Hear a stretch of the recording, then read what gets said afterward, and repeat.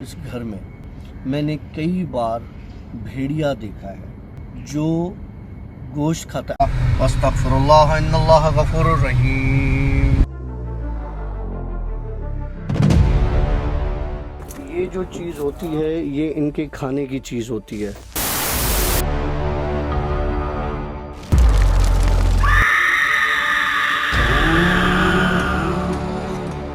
दबूच, मैं हूँ डॉक्टर काशिफ। आशी इस वक्त हमारे साथ मौजूद नहीं है। उसकी वजह यह है कि जी हमने स्टोरी जो लास्ट रिकॉर्ड की थी गाड़ी के अंदर, उस वक्त आशी मेरे पास कराची आया हुआ था और मैं हैदराबाद नहीं जा सका था क्योंकि आशी का कोई काम था कराची में। तो हमने गाड़ी में ही दो स्टोरीज़ रिकॉर्ड कर ली थी।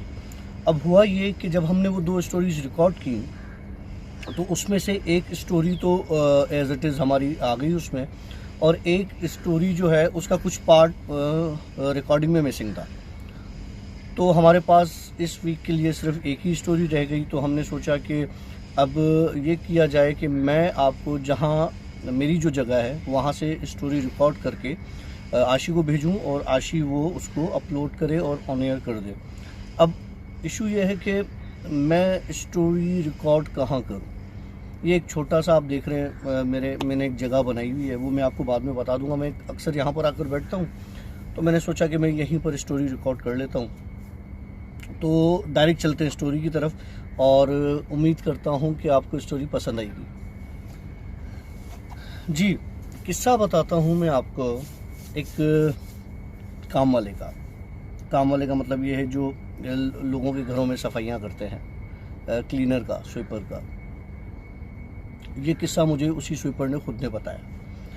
कहने लगा कि डॉक्टर काशिफ, मैं यहाँ से मतलब जहाँ जॉब करता है वहाँ से जॉब करने के बाद मैं कहीं और जाता हूँ और एक घर है, मैं वहाँ की सफाई करता हूँ। लाइक मुझे 2-3 घर शाम में मिले हुए हैं जिनकी मैं क्लीनिंग करता हूँ और उसका जो एक्स्ट्रा पैसा आता है वो मेरे बहुत काम आता है। जाहिर सी बात है, पैसे की ज़रूरत हर किसी को होती है। तो वो जी क्या करता था कि यहाँ से जहाँ पे जॉब करता है, जहाँ पे मैं जॉब करता हूँ वो भी यहीं पे जॉब करता है। यहाँ से जॉब करने के बाद वो जाता था अलग अलग घरों में अपना सफाई का काम करने। लगा डॉक्टर का एक घर ऐसा था जो बंद रहता था, वहाँ पर एक चौकीदार होता था जो मुझे कहता था कि रोज़ आया करो, सफाई करके चले जाया करो। हुआ ये कि मैं जितना अरसा भी वहाँ पे सफाई करने के लिए गया, वहाँ पे उस घर में मुझे सिवाय चौकीदार के और कोई नज़र नहीं आता था क्योंकि कोई होता ही नहीं था, सब बाहर रहते थे। तो मैं घर की सफाई सुथराई करके और चला जाया करता था। कुछ अर्सा पहले क्या हुआ कि मैं उस घर में गया तो चौकीदार ने मुझसे कहा कि यार आज सफाई ना करो आप, क्योंकि यहाँ पर जो है ना वो आए हुए हैं कुछ लोग। तो एक काम करो, ये छोटा मोटा बाहर का जो कचरा वचरा जो जमा किया हुआ है वो आप उठाओ और वो आप डिस्कार्ड करके और आप चले जाओ, फिर आप कल आ जाना। इसने बोला ठीक है, नॉर्मल बात है, ये तो इसमें कोई बड़ी बात तो है नहीं, ऐसा होता है। इसने क्या किया कि जी वो कचरा सारा उठाया, डस्टबिन बाहर जो पड़े हुए थे बड़े वो खाली किए और वो कचरा लेके चला गया एक जगह पे कि मैं उसको जला देता हूँ।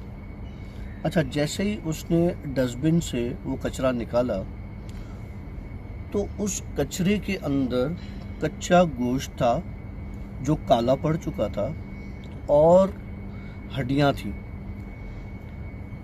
कहने लगा डॉक्टर काशिफ, मुझे बज़ाहिर वो गोश्त जो काला पड़ चुका था वो समझ में नहीं आ रहा था कि किसका है, किसी जानवर का है, किसी और चीज़ का है, लेकिन कहने लगा गोश्त था वो काला पड़ चुका था। अच्छा, उसके बाद कहने लगा जो हड्डियाँ थी वो हड्डियाँ बड़ी अजीब किस्म की थी। लाइक वो लेंथ में इतनी बड़ी हड्डी थी कि मैंने बड़ा वाला शॉपर लिया हुआ था, उसमें कचरा डाला हुआ था। वो लेंथ में मतलब हमारी टांग की जो बड़ी हड्डी है जिसे हम फीमर कहते हैं, फीमर के साइज़ की हड्डी थी, लेकिन वो हड्डी इंसानी हड्डी मुझे नहीं लग रही थी कि मैं कहूँ कि कोई इंसान की हड्डी है, या ये भी पॉसिबल है कि किसी बड़े जानवर की हड्डी हो, जैसे ऊँट हो गया या इस तरह की चीज़ हो। बहरहाल कहने लगा वो उसमें मौजूद थी। बोला मैंने उसको उठाया, क्योंकि मैं एक दिन पहले सफाई कर कर आया था वहाँ से, तो वहाँ पर तो किसी के आने जाने का कोई नामो निशान ही नहीं था। दूसरे दिन अचानक वहाँ पे लोग आ गए, बकौल उसके अपना चौकीदार के, और फिर गोश्त, काला गोश्त, मतलब एक दिन में अगर कोई आया भी तो काला गोश्त कैसे हो सकता है। बहरहाल कहने लगा कि वो काला गोश्त वहाँ पर मौजूद था। फिर वो बड़ी हड्डी, बोला मुझे कुछ समझ में नहीं आया। मैंने क्या किया, थैली में बांधा और ले गया वो बाहर डिस्कार्ड करने के लिए, लेकिन मैंने फिर उसको जलाना बेहतर समझा। बोला मैंने एक जगह पर जहाँ पे वो अक्सर कचरा फेंकता था, उसको जलाने के लिए मैंने आग लगाई, तो उस गोश्त में और उस हड्डी में आग ना लगे। कहने लगा कि मैंने डॉक्टर काशिफ उस पर चौकीदार से मट्टी का तेल लेके छिड़का, मैंने कागज़ रखे, फिर जलाने की कोशिश की, लेकिन ना उस गोश्त को कोई असर हो रहा था, ना उस हड्डी को कोई असर हो रहा था। मतलब बहरहाल ये हो गया। मैंने फिर उसको ऐसे ही करके वहाँ पे साइड पे फेंक दिया। मैंने चौकीदार से पूछा कि यार ये कौन आया हुआ है, और कल तो कोई नहीं था, ये गोश्त भी इतना काला है, ऐसा लग रहा है कि ये काफ़ी अर्से का बाहर पड़ा हुआ हो, ख़राब हो गया हो, हालांकि मैं तो रोज़ आता हूँ, रोज़ सफाई करता हूँ। तो कहने लगा हाँ यार वो गोश्त जो है ना वो मैं लाया था और मुझे किसी ने दिया था, मैंने रख दिया था और मैं भूल गया था और वो काला पड़ गया, और ये मतलब वो चौकीदार उसको बहाने करने लगा। अब ये समझ गया किस्सा कि यार ये गोश्त जो है वो एक दिन अगर घर में पड़ा होता तो बदबू कर जाता ना, स्मेल कर जाता। गोश्त ने स्मेल भी नहीं की, ठीक है। अच्छा, दूसरी बात कि घर पे अगर घर से कहीं बाहर से भी लाया तो इसने ऐसा क्यों कहा कि लोग आए हुए या मेहमान आए हुए या वो अंदर कोई है, तो उस हिसाब से। बहरहाल चौकीदार ने इसे कहा कि यार तुम 1-2 दिन छुट्टी कर लो। जब चौकीदार को ये सारी बातें पता चली कि अब ये इंक्वायरी कर रहा है, तो इसने चौकीदार ने इससे कहा कि यार तुम एक काम करो, 1-2 दिन छुट्टी कर लो, क्योंकि अभी तो लोग यहाँ पर हैं, वो सफाई वफाई खुद कर लेंगे, तो तुम जो हो ना मैं तुम्हें बता दूंगा फ़ोन करके, तुम तब आना। इसने बोला ठीक है, सही है। इसको वैसे ही छुट्टी मिल रही थी, इसने बोला पैसे तो वैसे ही मुझे मिलने, काम करूँ ना करूँ। तो ये जनाब छुट्टी लेके चला गया। रात हुई। अब इसके दिमाग में सारा दिन लगा, मैं जैसे ही वहाँ से आया कोई 9 बज रहे होंगे रात के, तो अब जब से आया मेरे दिमाग में ना हर वक्त बस ये गोश्त और हड्डी का चल रहा था कि ये गोश्त काला किस चीज़ का था, ये हड्डी किस चीज़ की थी, क्या था क्या नहीं था। बहरहाल बोला मैं सो गया। रात को कोई 1:30-2 बजे मुझे अपने घर में गोश्त की स्मेल आने लगी, जले हुए गोश्त की। तो हम गोश्त खाते नहीं है क्योंकि वो नॉन मुस्लिम है, वो गोश्त वगैरह नहीं खाता ना, तो हर इंसान का अपना एक वो होता है, मज़हब का एक वो है। तो बहरहाल कहने लगा मैं रात को उठा, मैंने इधर उधर देखा कि गोश्त की स्मेल कहाँ से आ रही है, वो भी मेरे घर से। मेरे घर में तो गोश्त कोई ना पकाता है ना कोई खाता है। बहरहाल कहने लगा मैं उठा, मैंने इधर उधर देखा तो कुछ भी नहीं था। बोला मैंने अपनी बेगम को उठाया कि यार सुनो, तुम्हें स्मेल आ रही है गोश्त की? तो उसने कहा कि नहीं, मुझे तो कोई स्मेल नहीं आ रही गोश्त की।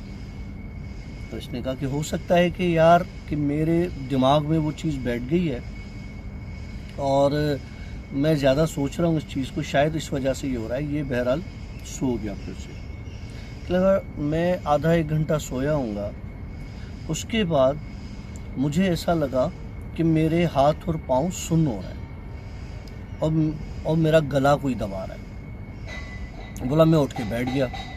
मैं उठ के बैठ गया तो देखा कि मेरे हाथ तो काले पड़ रहे हैं और मेरी हाथ की उंगलियां ठंडी हो रही हैं। मैंने बेगम को उठाया, मैंने कहा यार देखो मेरा हाथ जो है ना वो काला हो रहा है पूरा, और उंगलियां देखो मुझे कुछ फील नहीं हो रहा, सेंसेशंस जैसे नहीं हो रही थी उसको। कि मुझे महसूस नहीं हो रहा, आप दबाओ कुछ करो इस तरह से ना, मेरी तबीयत ख़राब हो रही है, मेरा सांस घुट रहा है, मुझे दमे की तरह का हो रहा है। बहरहाल इसकी बेगम परेशान होकर उठी, उसने देखा हाँ वाकई में हाथ तो इसका काला हो रहा था। इसने बोला अब क्या करें, समझ में नहीं आया इसको।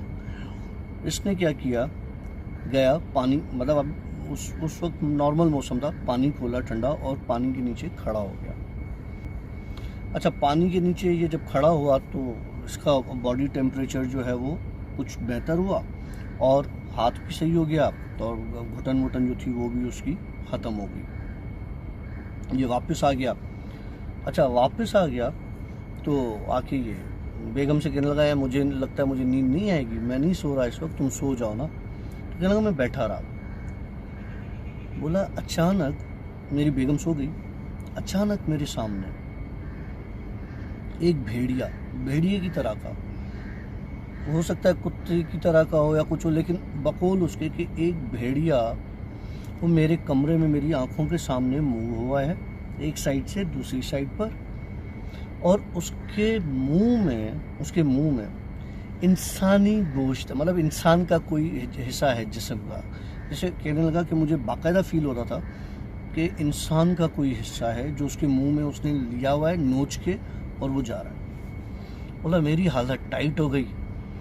मैंने दोबारा बेगम को उठाया। बेगम ने मुझे बोला यार तुम्हारे साथ दिमाग का मसला हो गया और तुम अभी सो नहीं, मैं भी जाग रही हूँ, हम दोनों बैठ जाते हैं। बहरहाल वो कहने लगा डॉक्टर काजू, डर में घबराहट में इस तरह से मेरी रात जो है वो गुजर गई। अच्छा, अब आया दूसरा दिन। कहने लगा दूसरे दिन मैंने चौकीदार को फ़ोन किया। मैंने कहा यार वो मुझे कुछ पैसों की ज़रूरत है। अच्छा, अब ये चौकीदार से क्या कर रहा है, चौकीदार से ड्रामे कर रहा है। इसने कहा कि यार मुझे कुछ पैसों की ज़रूरत है तो मैं आ जाऊं।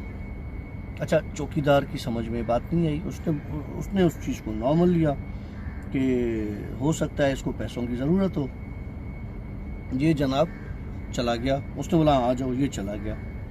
अच्छा, ये गया तो इसने चौकीदार से कहा कि यार वो मेरा जो है ना मोबाइल कहीं, अपना मोबाइल कह रहा हूँ, मेरा जो है ना वहाँ पे अंदर कोई चीज़, कोई सामान इस तरह की गिर गई है, तो मैं ढूंढ रहा हूँ उसको और शायद वो जो है वो अंदर ना हो ना, तो मेरी घर पर भी नहीं है और ऑफिस में भी नहीं है।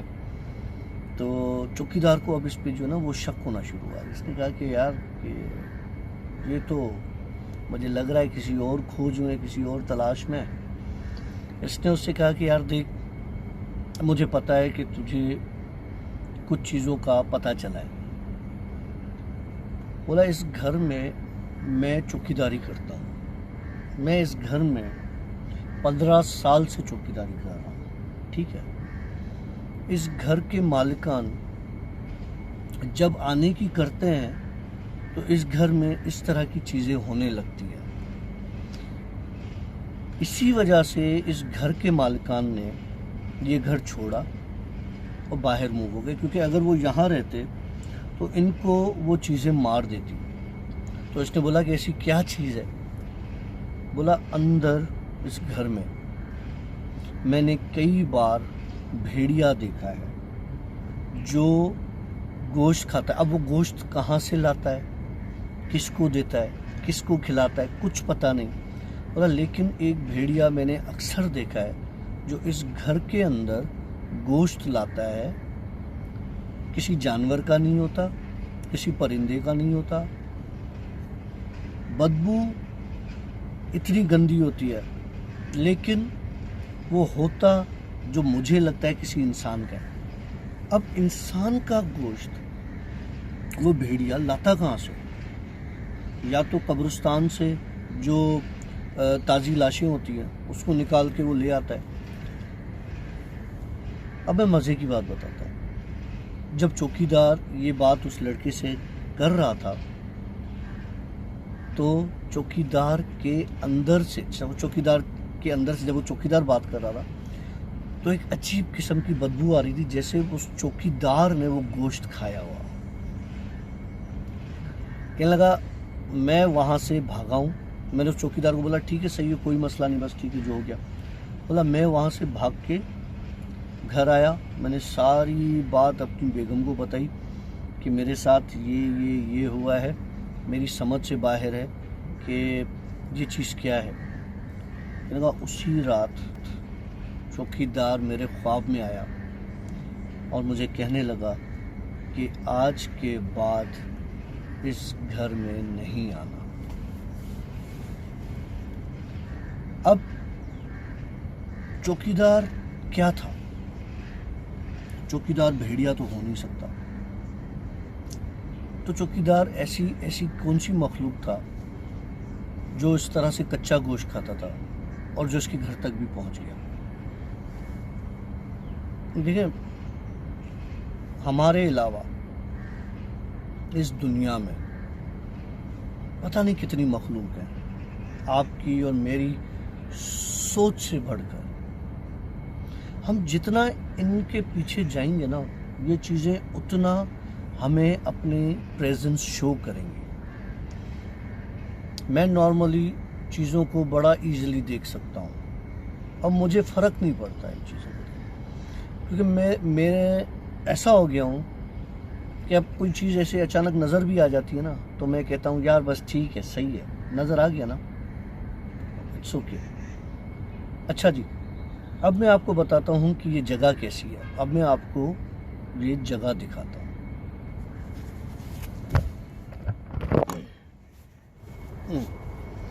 ये देखें जी, ये एक छोटा सा हुजरा बनाया हुआ है मैंने। ये मेरे सर की हाइट का है, देख रहे हैं आप लोग।